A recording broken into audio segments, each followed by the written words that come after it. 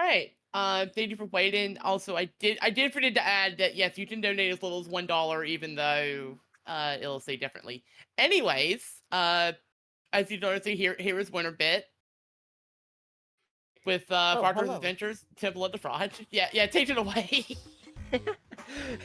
Hello. Yeah, welcome to Frogger's Adventures Temple of the Frog. This is, actually a launch title for the Game Boy Advance, and it was, allegedly the 13th best-selling Game Boy Advance game ever made. So, don't worry if you're suddenly feeling nostalgic and/or, this game is emerging from the recesses of your mind at this time. It's a completely normal thing to feel. Don't worry. Um, we're just gonna it doesn't matter what language you're running. I'm just gonna do English, though, for the sake of, you know, understanding what's happening. We set lives to 9, continues to 3, and, there's no particular reason except for safety. But honestly, if it takes you 3 continues, then, you probably shouldn't continue the run. Um, so yeah, welcome. This is, going to be a 100% run. Now, I don't often run 100%. And as a matter of fact, the last time I ran 100%, we didn't know about a certain coin about midway through the game, coin number 101, that we're going to be collecting. So technically, this is going to be the first ever completed 100% run at a marathon, which is very exciting. I'm just going to set up our name really quick. Let's just call power up one word for this. And, yeah, we'll get going in just a second. Now, really quickly, I want to explain that 100% is different from any percent because, instead of just collecting 3 or 5 elemental orbs in each first and second level of each world, respectively, we also are going to be collecting every coin and every butterfly, which are extra lives in this game. So, I'll explain more as we get things going, but in the meantime, we are ready for the countdown. So here we go in 5, 4, 3, 2, 1, go. So you might notice that I have an input viewer in the lower right corner. I didn't really clear this with staff or anything, but I did want to just show you how many movements per second we do. Every hop is a single press of a button.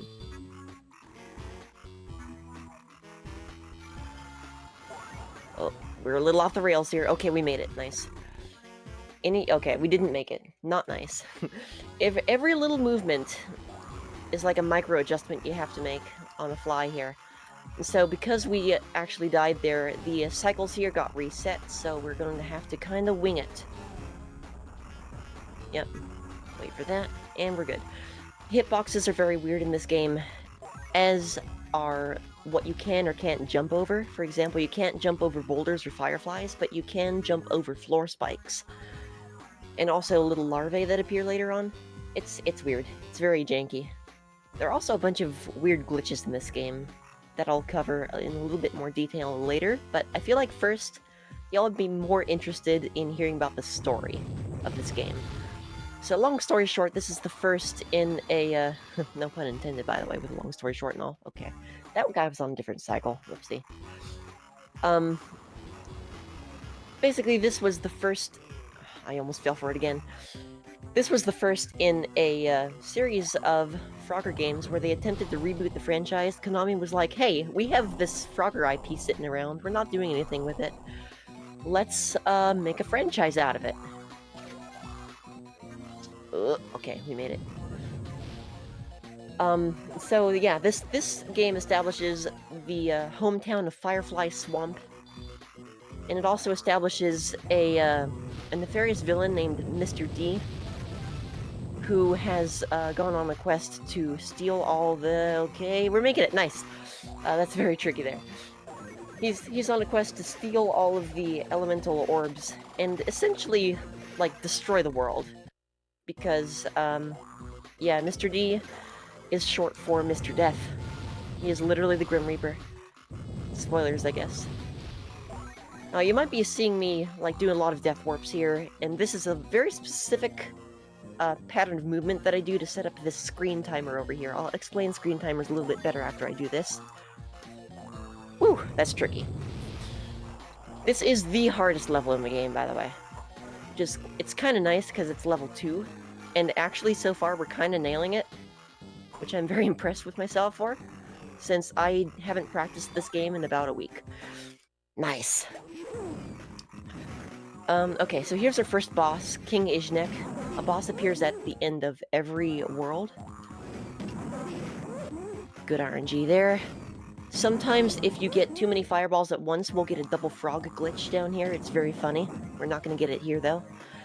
You can also softlock the end of that fight, which is fun.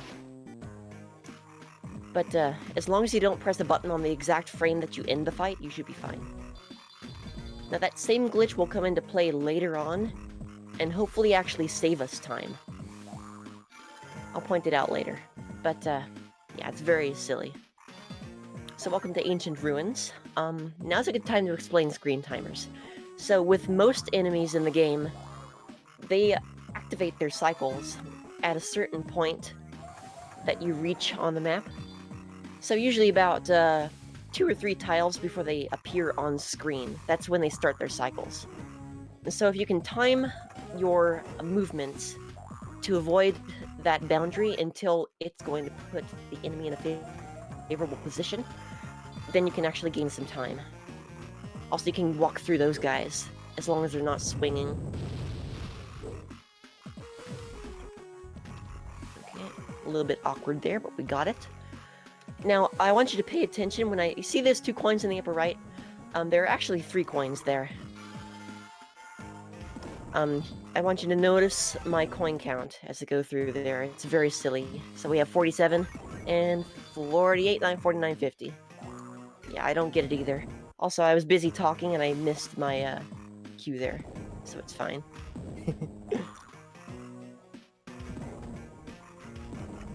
Okay, we're good. Oh, we didn't get the cutscene skip, though. You have to buffer an input at the end of each level in order to skip that freeze frame that we just got. It's very goofy. Okay, so welcome to Exercise Zone, aka Ancient Ruins 2. This level terrified me as a kid because of not 1, but 2 waterfall segments that you have to outrun. Thankfully, it's not too difficult to collect every coin, as long as you're not 7 years old and terrified. So this is actually where you make up a lot of the coin deficit in any percent as well. I'm going to be taking safe strats, getting that checkpoint before I go faffing about over here. Okay, we're making good time. I'm happy with this. Also, fun fact, 1 out of every, I want to say 9 frames is dropped during this segment. Like, it's a very, very laggy area. And so here comes boss number 2. The bosses in this game usually have really cool names like Izhnek, Miharbi, Stripe the Shark, Mr. D. This boss's name is Rattlesnake. He's a rattlesnake. That's it. And we got switch glitch. This happens when the switch spawns 3 tiles away and you're moving fast enough to catch it in time. I always end up on the bottom left at the end of these rock cycles because that will force the switch to spawn on the bottom row on one of the 3 right-hand tiles. It is RNG whether you get switch glitch or not. I'm gonna have to remember to pause here because I have to collect 2 more coins. I actually messed that up last time I ran 100% in a marathon. But yeah, now's a good time to plug the charity or read some donations or whatever we have, because we have a little bit of a long cycle here. Yeah, sounds good. I'll take this moment to remind people that we do have a few polls going live right now, such as Titanfall 2, the Killer Spare the Marvin. Right now that one can go any way, so if you want to start trying to sway for one side or the other, definitely get donations in. We also have a bid war for the run after this one. Where you will be choosing the player character for that. Check this out. What am I standing on? Nobody knows. Alright, but yeah, we're coming up on the coin number 101. I want you to watch my movements here. Whew, nice. And yeah, you can tell immediately why the upcoming coin is one that we missed for a very long time. Because it is behind the pillar. Like, I don't know how I missed that while I was combing the area for every coin. But yeah, that coin just went undiscovered for a very long time. Until literally a YouTube comment told me about it. After Nixel Shadow Fox and I made the 100% task for this game. Someone commented on the task and was like, hey, you missed a coin. So that was funny. Yeah, that's almost worse than an invisible coin, because it's literally just, you can't see it. It's you know, it's not, it doesn't have the excuse of being invisible because it's just behind the pillar. It could be fully graphicked, we don't know. Graphicked, that's a new word. Anyway, welcome to the Crab Train hype. We have to do some funny movement here so as to not get knocked off by that particular eel. That guy likes to get us. Alright, and it is a little bit faster just to keep riding the train. I'm gonna move back here to reset the screen timer for the eel up here. So ideally, yes, we can just move right on. That's a very good example of screen timers. Alright, Seatown 2.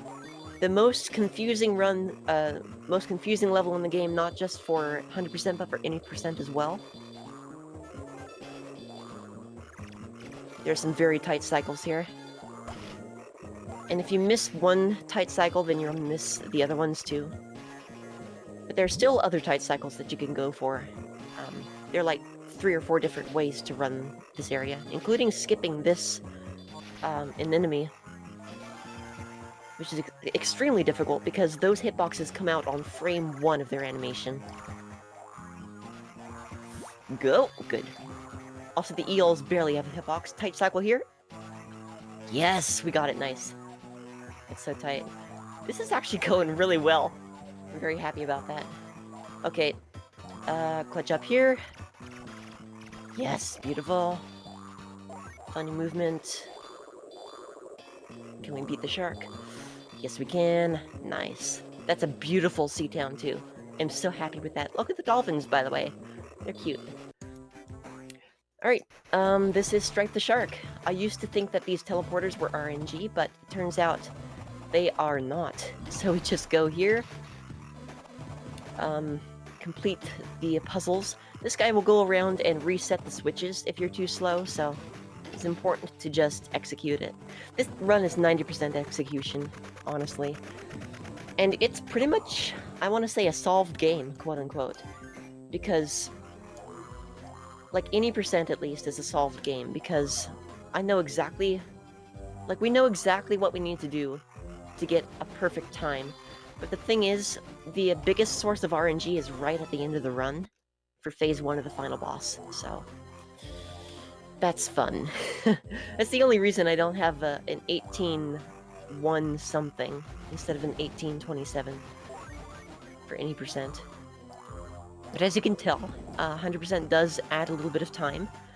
I'm super hopping onto this platform because it starts the screen timer early up here. It's very weird. Like, there's a platform like that in Ancient Ruins 1 as well. You have to single hop onto it instead of super hop like you do in any percent. Because the cycles line up better that way. Okay, welcome to the only, well, not quite, but we're about to run into the only section in the game where you have actual analog movement. Well, quote unquote, because you can like scoot slightly to the side like this. This is the only part in the game where you can do this. It's the magic carpet ride. And I see a comment about Frogger for the Game Boy Advance. There are actually 4 Game Boy Advance Frogger games. And at one time I held the world record in all of them. So this was actually my first video game ever. I got this for the Game Boy Advance, along with my Game Boy Advance, when I was 6 or 7 years old.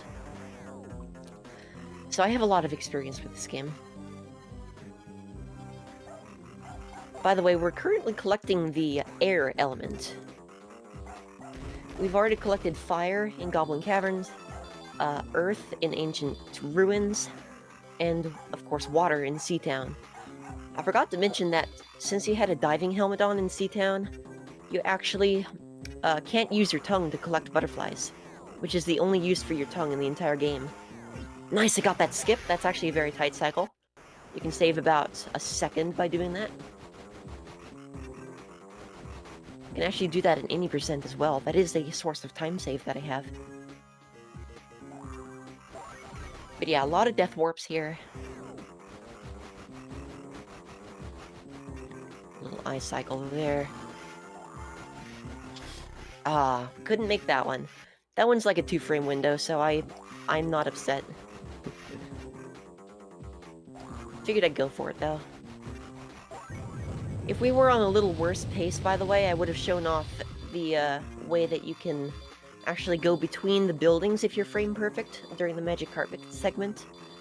But I guess you'll just have to tune into twitch.tv/WinnerBit to see that instead. Hey! Yeah, we found out in task that it's actually a little bit faster to ride the center conveyor if you can, but you have to be frame perfect once again. So this is the end of Sky City 2. Now we're coming up on a very nasty source of RNG. This is me Harby, aka the Trollton. That's what I like to call him because he is a sultan that trolls you. Round 1 isn't too bad, but you actually have 3 rounds of collecting blue gems, not the orange ones, because they make you lose a gem, because apparently orange gems are negative blue gems. And yeah, you basically have to collect more gems than he does. But if he touches you, he will stun you, and he can stun lock you if he wants to. The only real issue here is that you actually have to, you have to outrun him half the time, and that's very difficult when he is literally moving faster than you are. Now for round 3, you actually want to get the frame perfect glitch that I talked about for King Izhnek, which also happens during the final boss, by the way. It looks like we're gonna be good. He was very dumb this time around. So we're gonna go up here and just mash all the buttons. We did not get it, but that's okay. Alright, so, that's the wrong button. So, welcome to Temple of the Frog 1. You might notice that we have 50 fewer coins than we had when we entered this level. That's because Konami was doing DLC before it was cool. And you basically have to pay 50 coins to enter the final world. We have to pay 75 more coins to enter the second level. No, not making that cycle. That's fine, though. It's not a terribly punishing death.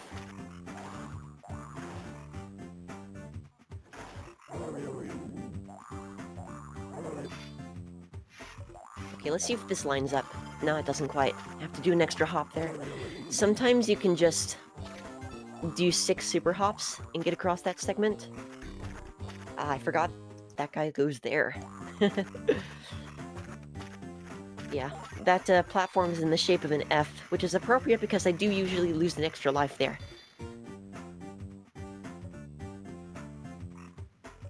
But yeah, I mean, we've been collecting elements all the way up to this point, like fire, earth, water, air. It turns out the secret 5th element is frog. So we are currently collecting frog. It's like heart in Captain Planet. It's the secret 5th element that, like, brings everything together in the end. I don't know. I'm not gonna make excuses for this game. It knows what it did.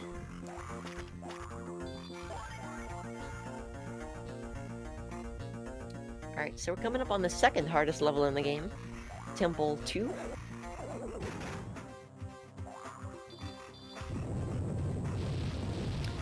There we go, nice and easy. I almost went the wrong direction again. Okay, can we make this cycle? Yes, we can. Beautiful. That is a lot tighter than it looks. There's a little fancy movement I can do there as well, but I'm taking safe strats right now. I want to preserve... Ah! That was not a turn hop. That was just a hop directly into death. But this allows me to demonstrate that you can actually, yeah, you can't a super hop over the pinballs, but you can super hop over the springs that the pinballs are bouncing off of. I don't understand why. Again, this game is... You know what? That's the first time I've ever been too early on that skip. Wow. Okay, now I'm just... You know what? It's fine. Gives us more time to donate. Get those donations in, y'all. I'm gonna hit that checkpoint because I'm paranoid now. So what you're supposed to do is this. Okay, I didn't do it that time. I was too slow. But if you're fast enough, you can actually be in midair when the platform underneath you appears. And it looks really cool and silly. So if you want to see me get that, tune in to twitch.tv/WinnerBit. Okay, that's enough. Okay, I did not press right there. What? I disagree, controller. Yep, this is the reason this is the second hardest level in the game. I'm gonna stop talking. Well, in the process, since I just put it in the chat, yeah, you didn't. I'll just remind people, this is Winter Pride 2023, where your benefit is Point of Pride. You can donate using exclamation donate, or you can check our schedule in our future runs with exclamation settle. Heck yeah, get those in. I'm going to be doing some very silly movement here. I swear this is the correct way to do it. There we go. Alright, ideally, this screen timer will place the guard in a position where we can do that. Whew. Sometimes, and I don't know what causes this, these floating platforms over here will just simply not spawn. It's a very weird thing when that happens. And there's literally nothing you can do about it.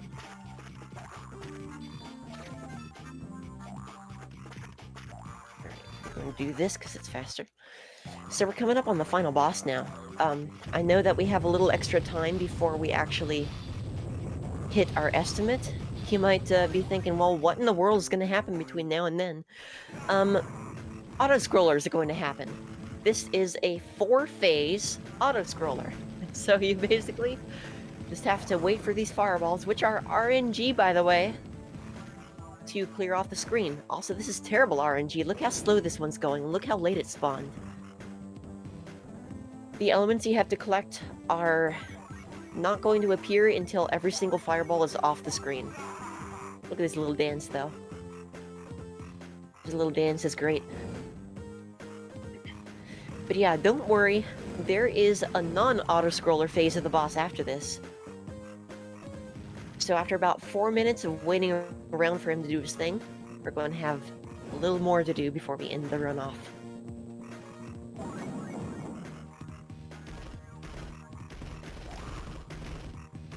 You know what? I'm gonna try to show this off.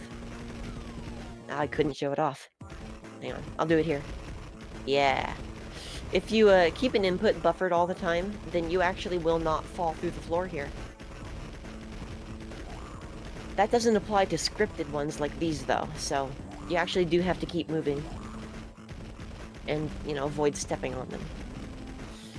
It's very weird. There's a bunch of, like, little quirks in this game that you just have to get used to over time. Also, watch his little dance. It's so good. He's just happy to be here.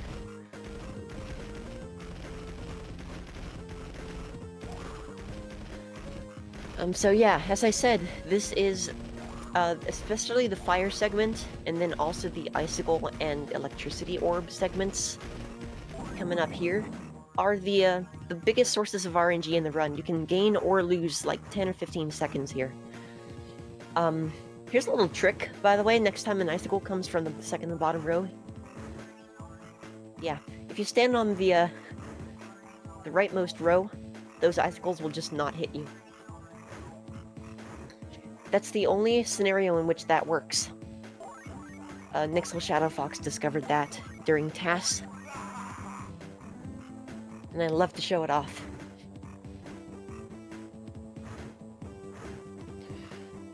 So, fun fact, by the way, my original Game Boy Advance, my little indigo Game Boy Advance, no backlight, if you remember that. And something went weird with the contrast on it, so all of the light-colored stuff appeared... Oh, I thought we were done. You have to wait for 20 seconds, I miscounted. So all of the, because it's okay, it gives me more time to explain this. Um, all of the light-colored elements on games that I would play, I just could not see. That includes the icicles. So I just had to like stand in place and hop around and hope and pray that the icicles didn't slice me in two, as you can see there. So that made for a very fun gameplay when I was a youngster. Okay, so remember when I said there's a possibility of soft lock, same as on the King Ishnek fight? It can happen again here, but unlike Miharbi's version of the soft lock, it'll actually end our run if I soft lock. So I need to make sure I input twice at the very exact same time at the very end of this run, or at end of this level. Okay, there we go. I cannot speak. It's alright. It's early on a Friday. Still getting used to being diurnal. Switched my schedule up recently, and it's been an experience. Alright, here we go. Cool, did not soft lock. Alright, so now's the part where we get to use the elements against Mr. D. And it was too early there. Let's do backup strats. By that I mean let's die. Oh heck. Wow, I'm fumbling the final level. What the heck is happening? Usually this is very easy for me. Okay. Let's go down here. Good. So time is going to come up when we get to the ending, the credit cutscene, so we're almost there. As soon as I hit this, then the thing plays out. And time. Okay, I will take that. Absolutely. That was Frogger's Adventures Temple of the Frog, 100%. Now I will run through the dialogue really quickly. I'm just gonna like I have this memorized, but I'm just gonna go ahead and play it through. So if you're curious about it, then you can just read. It's a little bit more lore exposure. But yeah, when I end runs, I like to just read it from memory. I know this game that well. But yeah, this was a lot of fun. I had a very good time.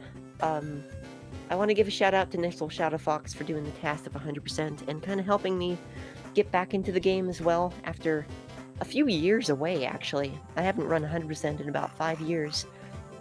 And I also haven't done marathons in about 3.5 years. I'm making my grand return right now, so it's been a pleasure. One day, I do want to get this game into a Games Done Quick marathon. We'll see how that goes. I'm going to keep submitting it, you know. And if you're interested in this game or any other Frogger games, especially on portable handheld systems, I've held the world record for every portable Frogger game at one point or another, so feel free to reach out to me. There's a great Frogger Discord community as well, if you want to hop into there, no pun intended. And just find out, you know, what floats your boat. That's just about gonna do it for me, I think. Yeah, so just keep watching, keep donating. Got a lot of great runs coming up. Honestly, I can't wait to hang out all day and just have a good time. Yeah, enjoy the rest of the marathon. Appreciate you all being here. And yeah, I'll see you around. Take care, everyone.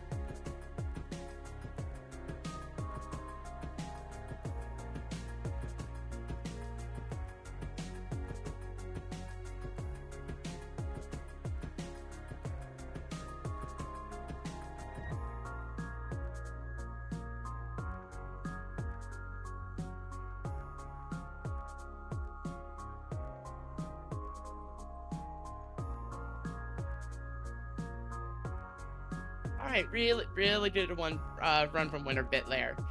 But real quickly, I'm gonna bring up since we're getting close to ending it. We do still have a bid war over the character English. I just speak it. We have a poll that is about to end. It is a bid war for the character choice in Future Connected. I will very quickly check that to see how things are shaking out. Currently, it is between Shulk, Melia, and Nene. You probably know Shulk, if at least from Smash. Melia is pretty much a bird girl that does a lot of magic things, and Nene is basically like a little mascot, very fluffy, very pink. And she's actually the tank. Anyways, Melia is currently in the lead, so you have very little time if you want to try to change that.